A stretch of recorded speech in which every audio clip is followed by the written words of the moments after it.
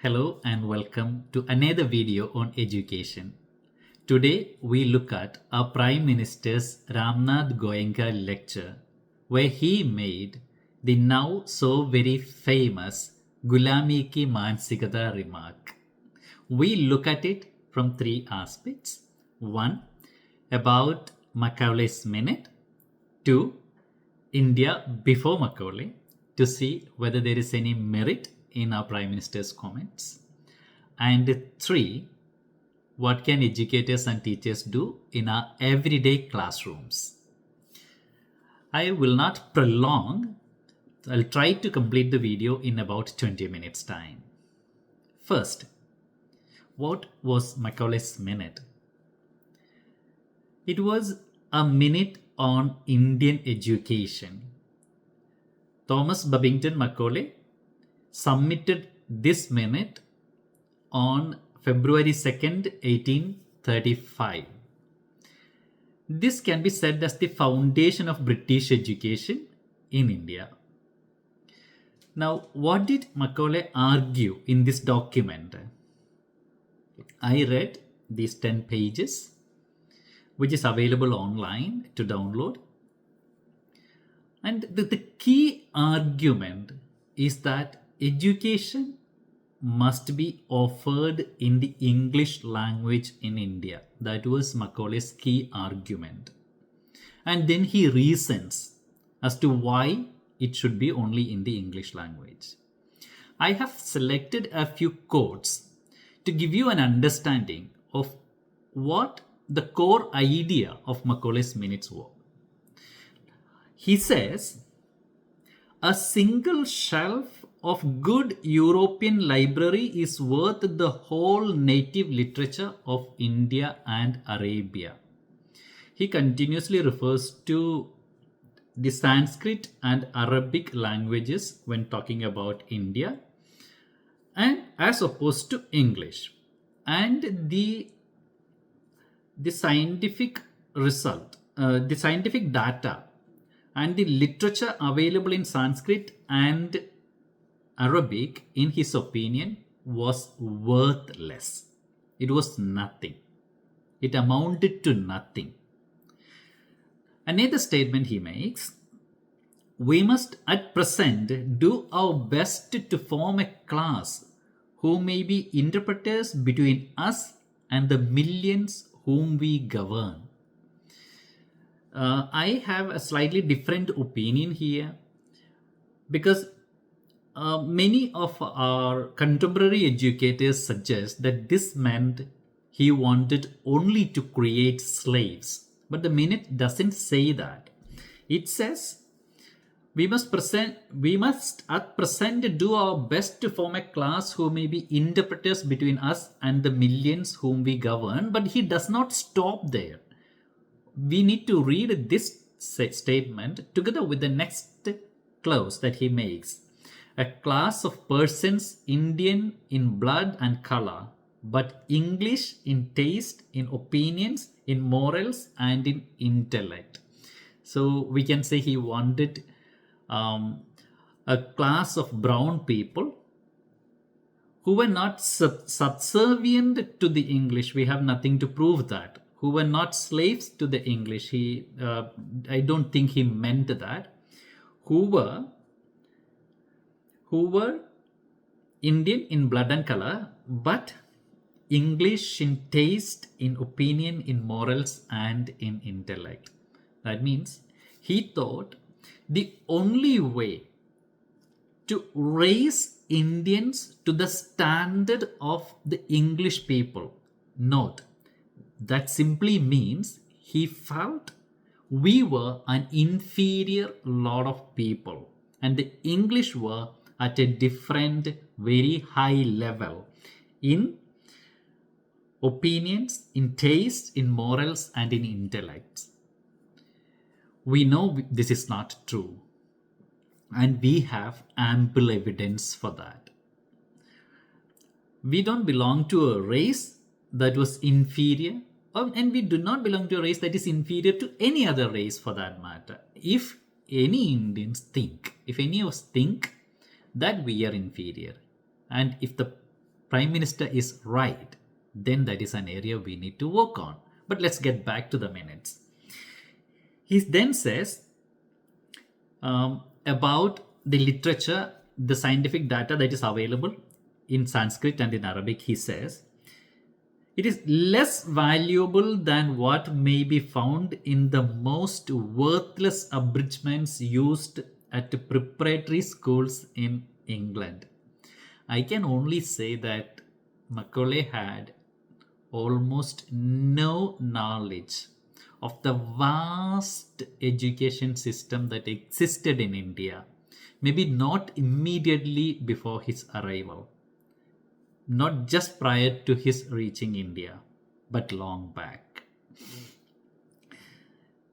There is yet another fact which is alone sufficient to prove that the feeling of the native public when left to itself is not such as the supporters of the old system represent it to be. He says another reason why education should be provided in English in India is that natives prefer it. I do not know how Indians preferred education in English at that time, but it could be true. We don't have to say, like there is no way. Maybe people looked up to education in English. That is why people were willing to pay for English education, but they were not willing to pay for education in vernacular languages or in Indian languages at that point in time. Right. Now, all that is said, we need to accept Macaulay's minute as the foundation of the modern education in India. That is why we have people in India who call Macaulay as Mahatma Macaulay. We cannot deny the contributions done in the field of education by the Britishers. Right. Now, let us look at some of the contributions or some of the available data about the quality of education that existed in India before the Britishers came. We look at it subject area wise. Okay, here we go. Mathematics and astronomy. Aryabhatta in 499 Common Era. So when I discuss these, we need to also think about where the West was at that point in time in each of these areas. Right. Aryabhatta introduced zero, place value system and advanced trigonometry. Accurately calculated pi, solar and lunar eclipses. Brahmagupta defined zero as a number and rules for operations with zero. Discussed negative numbers, and this happened centuries before the West started discussing about negative numbers. In the 5th century, Surya Siddhanta calculated Earth's diameter, axial tilt, planetary motions. Look at Siddhanta Shiromani in 1150 CE. Is called the Bhaskara II, right? Contains calculus-like ideas, including concepts similar to derivatives, what we use even in modern day mathematics. Now let's look at medicine and surgery. Where was India before Britishers? Charaka Samhita, 2nd century BC and 2nd century CE. Foundational text of Ayurvedic medicine. Contains detailed descriptions of diseases, diagnostics and pharmacology. Sushruta Samhita, 6th century Common Era. That is the earliest text on surgery, and it describes quite a lot of illnesses like cataract surgery, plastic surgery techniques, rhinoplasty. It includes over 300 surgical procedures and 120 surgical instruments. I got these informations definitely from internet. So like what I'm trying to say is the instruments used in those days, the understanding people had in those days may not be the modern understanding, but that doesn't mean we had not started practices in the medical field. Ayurveda is the oldest form of pharmacology, we might say. Now, when it comes to linguistics and grammar, like language, um, Macaulay dismissed Indian languages as nothing. Look at this. Panini, 500 BCE. A scientific grammar of Sanskrit with the 4,000 rules as to how the language is to be used. Considered one of the most advanced linguistic systems in the world, Sanskrit was, okay, at that point in time. Some modern linguists say it resembles a computer programming language in structure. This argument I'm not sure about, so I don't make that argument. I just shared that as I've seen that Sanskrit is a very conducive language for the computer. I'm not very sure about it. Now look at Patanjali in the 2nd century BCE. He shows sophisticated linguistic theory and logic. Now let's look at logic and philosophy. We had well developed schools of philosophy centuries ahead. We need to be aware of it. Nyaya Sutras, 2nd century BC. That's a system of formal logic, epistemology, and reasoning. Comparable in sophistication to Greek logic, our Nyaya Sutra. Vedanta text means Upanishads and all. Deep philosophical inquiry into consciousness, metaphysics, and knowledge. Buddhist Abhidharma texts, highly structured philosophical systems and psychology. Indian intellectual traditions were rich, rational, and systematic, much long before Macaulay. Right. When it comes to statecraft and economics or politics, there too we had a developed system. Look at this. Now, whether it is economics, diplomacy, war strategy, governance, Kautilya in the 4th century wrote Artha Shastra, where all these issues are addressed. Now, describes in that book, he describes as espionage, taxation, public policy, and this happened centuries before Macaulay. Yeah. We had many astronomical schools in the sense thoughts. Literature, poetry, we know, like our Ramayana, means the Valmiki Ramayana, Mahabharata, Kalidasa's works, then the Sangam literature. So it was so like deep, our journey into education much before the English came. Perhaps like we have had setbacks with the different invasions and all that, but that doesn't mean we were nowhere. That doesn't mean India did not have anything valuable to give to the rest of the world. Our education system before Macaulay, we had well developed gurukulas, pathshalas, and madrasas. In the gurukula system, it had got its own drawbacks. Maybe the number of students admitted to each gurukula were young, but if you look at it, even now we say the less the number of children in a class, the better, isn't it? And then maybe girls were not accepted into some gurukulas, and those were the issues existed. But we are talking about a time when formal education never existed in most parts of the world. We had, most Indians are proud to say that we had the first 2 universities in the world. Takshila had around 10,000 students studying at one point in time from across the world. Now, aren't we proud about that? Of course, it. If you look at the modern education system, maybe we can say the first modern university was the one in Italy. But that long before that, we have had a well-developed education system. All right. Um, Now, let me move on to the third part of my discussion. As educators, as teachers, what can we do in our day to day classrooms?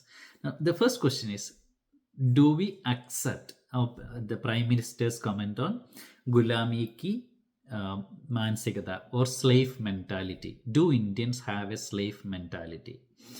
Um, what I do feel is, to a great extent, a lot of us, I'm not saying everyone, a lot of us do have an inferior mentality, but that is not just to the English or to the Britishers.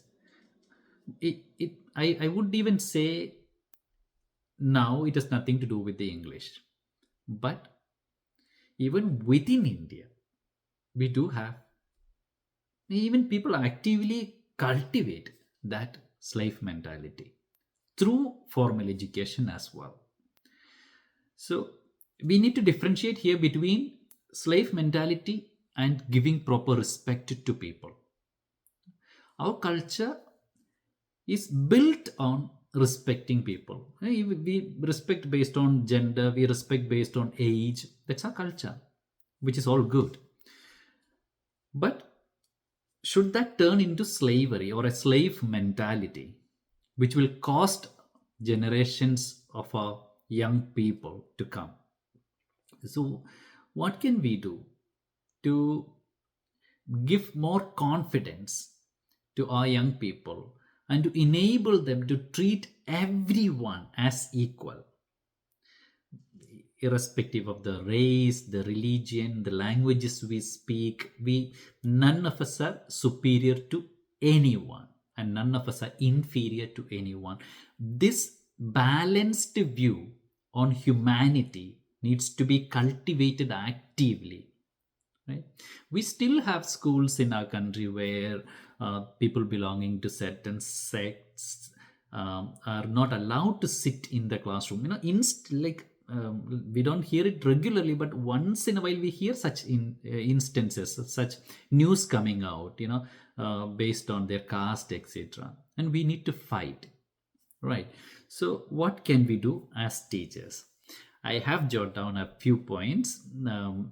Of course, I referred to internet and all that, and then made notes on this. So I'm just sharing it with you. I told you I would be able to finish in 20 minutes. I might go up to 22 minutes, but I'll do it fast and then end this video. Right. One, the first thing that teachers need to do is build cultural confidence in our children, build a sense of identity in our children, let them accept who they are. Integrate India's scientific, mathematical, and literary achievements into our classrooms, into our lessons, so that they know, like, this system that they are born into has been a developing system in every respect. They're not below anyone, they're not above anyone. Right. The second point, build critical thinking. See, our children need to be able to think independently. We can't we can't have a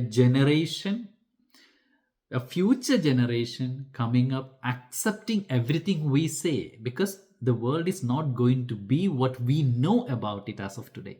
It is going to be different. People need to think critically, question what we practice today. Only then innovation happens. Right. And the third, questioning. See, I think it is extremely important to encourage children to question. Sometimes they would question our practices, they might question our religious practices, they might question our pedagogy, they might question the concepts in the textbook. Does not matter, but we need people who have the backbone to stand up and question. Doesn't matter. We have all heard the saying that the only question that is wrong is the question that was never asked. That spirit, that kind of a thought, we need to inculcate in our children. We also need to encourage active student participation in schools working, day-to-day working. Look at it, like you may have a school council with this head boy, head girl, or president, or whatever you call, like different prefects and prefects councils and all that. Most schools, we all know, in most schools, that is just ceremonial. Those children don't get to do anything. Do they get to organize programs in your school? Do they get to go invite people? Are they leading your school? So if schools are student led, that in fact gives children a lot of opportunity to strengthen that student voice, right? uh, Teach our intercultural traditions.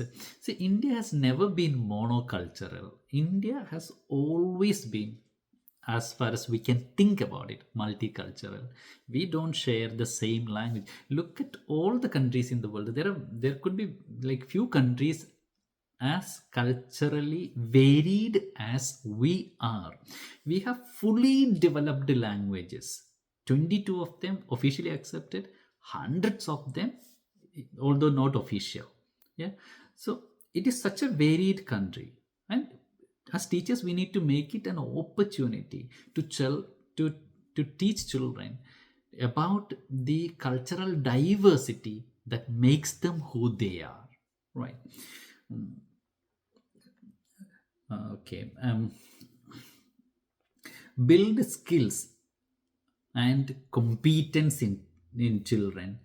Skills like decision making, emotional intelligence, social intelligence, all the 21st century skills that we talk about.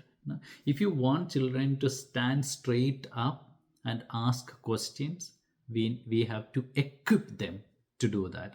Otherwise, they would still grow up to be followers of what somebody else would direct them to do, right? I think with this point I would end. Train teachers.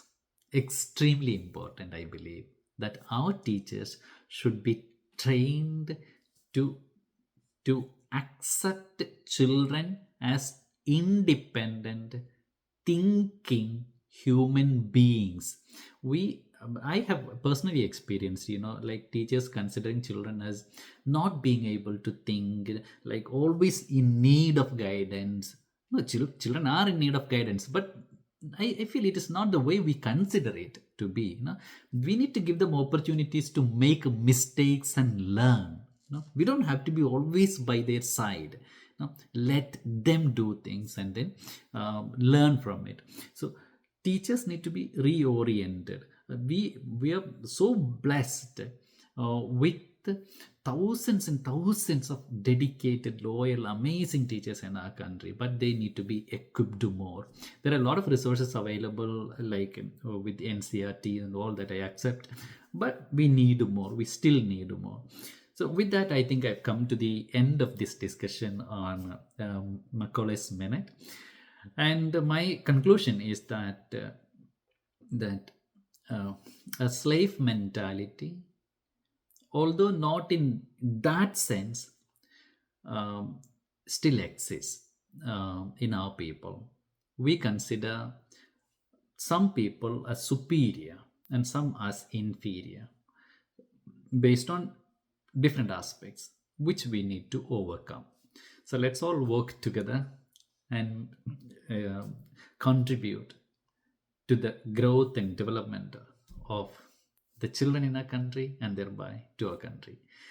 Thank you for stopping by and watching this video. Bye bye. Take care.